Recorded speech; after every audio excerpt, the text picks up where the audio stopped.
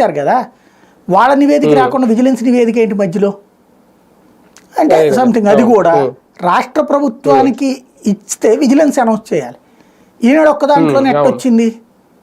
ఇదివరకు కనుక జగన్ కేసుల్లో ఎట్లయితే రిపోర్ట్లన్నీ వీళ్ళే రాసి దాని ఆధారంగా వాళ్ళు రిపోర్ట్లు తయారు చేసేవాళ్ళు, సిబిఐ వాళ్ళు. ముందు ఈనాడు జ్యోతిలో వార్త వేసేవాళ్ళు, ఇట్లా చేసి ఉండొచ్చు అనేసి, వాళ్ళు పెట్టుబడి పెట్టారు కాబట్టి ఇట్లా చేసి ఉండొచ్చు అని ముందు ఒక వార్త వేసేవాళ్ళు. మరుసటి రోజున అదే సిబిఐ ఎఫ్ఐఆర్ కట్టేది ఆ వారంలో. అట్లాగా ఇప్పుడు చెయ్యమని ఓ రకంగా ప్రొవోక్ చేస్తున్నారు. బేసిక్గా పెద్దిరెడ్డి మంచి చెడు అని మనం సర్టిఫికేట్ ఇవ్వక్కర్లేదు, అక్కడ 2 కోణాలు ఉన్నది. ఆయనకి సంబంధించిన వ్యవహార శైలి గురించి ఇంతకుముందు మనమే మాట్లాడుకున్నాం.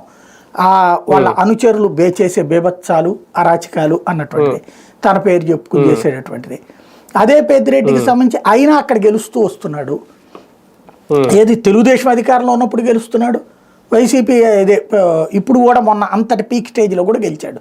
అంటే లోకల్గా అయితే పబ్లిక్లో అతని మీద భయంతో ఓట్లేసడం, ఒకసారి భయం లేదు కదా ప్రాక్టికల్గా అయితే. అయినా ఎట్లా సాధ్యమైంది పాయింట్. రెండవది, ఇప్పుడు అక్కడ కావాల్సినటువంటిది ఈ వ్యవహారంలో సివిల్ డిస్ప్యూట్ లాంటిది ఒక రకంగా చెప్పాలంటే. నా భూమి నాది అంటాడు, కాదు నీది కాదు అని చెప్పేటటువంటి ఇష్యూ. ఇందులో క్రిమినల్ యాక్షన్ తీసుకోవడానికి ఏముండదు, కాకపోతే పేపర్లలో వార్తలు పొంకాలుగా రాసుకోవడానికి.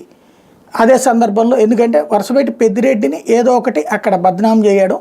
రెండవది ఏంటంటే ఇప్పుడు రాజుని